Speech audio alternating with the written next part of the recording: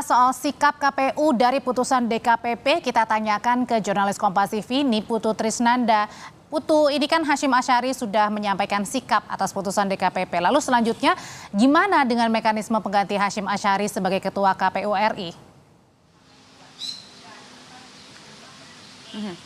Ya, selamat petang, Audrey dan juga saudara. Sesuai dengan Undang-Undang Pemilu, khususnya pada pasal 10 itu dijelaskan bagaimana proses pergantian ataupun juga pemilihan penentuan dari ketua KPU. Memang ada beberapa hal yang harus dilakukan setelah DKPP ini resmi ataupun juga memutuskan vonis terhadap Hasyim Asyari, di mana yang pertama tentu saja menentukan dan juga mengisi kekosongan dari komisioner KPU yang saat ini sudah ada 7 orang, tapi dengan dipecatnya Hasyim dari posisi ketua dan juga anggota KPU, artinya ada satu posisi yang kosong.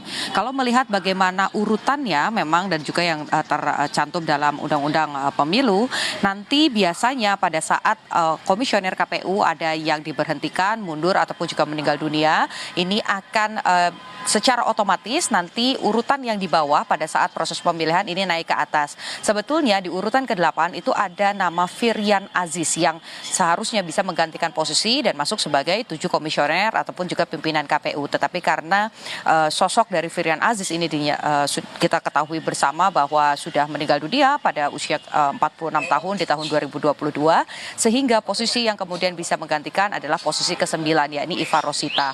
Tetapi itu semua nanti baru bisa dilakukan tentu saja dengan proses seperti yang tadi disampaikan oleh DKPP. Diharapkan ini selesai dalam kurun waktu tidak lebih dari 7 hari dan itu sudah harus dilaksanakan. Untuk posisi ketua ini juga nanti akan melewati proses pleno, di mana ini nanti akan ditentukan oleh 7 komisioner siapa nanti yang akan mendapatkan posisi ketua sesuai dengan kesepakatan. Tetapi untuk resminya nanti kita harus menunggu dari Presiden Republik Indonesia khususnya, yakni Presiden Joko Widodo, yang akan mengeluarkan peraturan presiden yang menyatakan bahwa Hasyim Asyari ini sudah tidak lagi menjabat dan diberhentikan dari posisinya sebagai ketua dan juga anggota. Kemudian nanti yang baru dilantik begitu sebagai komisioner, melakukan proses pleno, baru nanti akan ada satu nama yang bisa dinyatakan sebagai ketua KPU berdasarkan juga dari keputusan atau peraturan dari presiden. Nah, ini yang masih kita nantikan bagaimana respons dari istana. Tadi sebetulnya Audrey dan juga saudara, ini yang juga menarik begitu ya untuk dilihat bagaimana kemudian Hasyim Asyari ini sama sekali tidak menyampaikan permintaan maaf ataupun juga rasa penyesalan kepada korban atau pelapor dalam kasus tindakan asusila yang sudah dinyatakan sah begitu ya oleh DKPP, sehingga berbuntut pada pemecatan dari Hasyim Asyari. Justru yang disampaikan Hasyim hanya sebatas permintaan terima kasih karena sudah dilepaskan dari beban-beban berat, khususnya KPU yang dalam waktu dekat ini juga memiliki tugas mengawal dan juga mempersiapkan jalannya pilkada atau pemilihan kepala daerah di sejumlah provinsi sampai dengan di tingkat daerah begitu ya.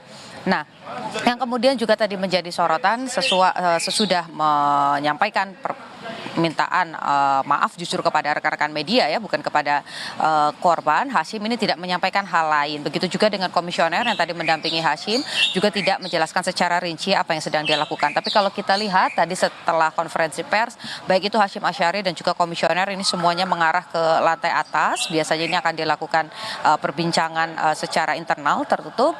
Kita juga masih menunggu apakah nanti akan ada pernyataan secara resmi lagi dari KPU terkait dengan kapan keputusan dari DKPP ini akan dilaksanakan, karena memang bukan hanya secara praktik saja tetapi juga secara administratif ini harus ada beberapa hal yang dipenuhi. Itu highlight ataupun juga garis besar yang baru saja terjadi di KPU khususnya terkait dengan tindakan asusila yang dilakukan oleh Hasyim Asyari.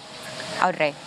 Setelah Ketua DKPP memutus untuk memecat Ketua KPU Hasyim Asyari, Ketua KPU sudah mengeluarkan pernyataannya ke hadapan publik. Terima kasih laporannya dari Gedung KPU Pusat Jakarta. Niputu Trisnanda, jurnalis Kompas TV melaporkan.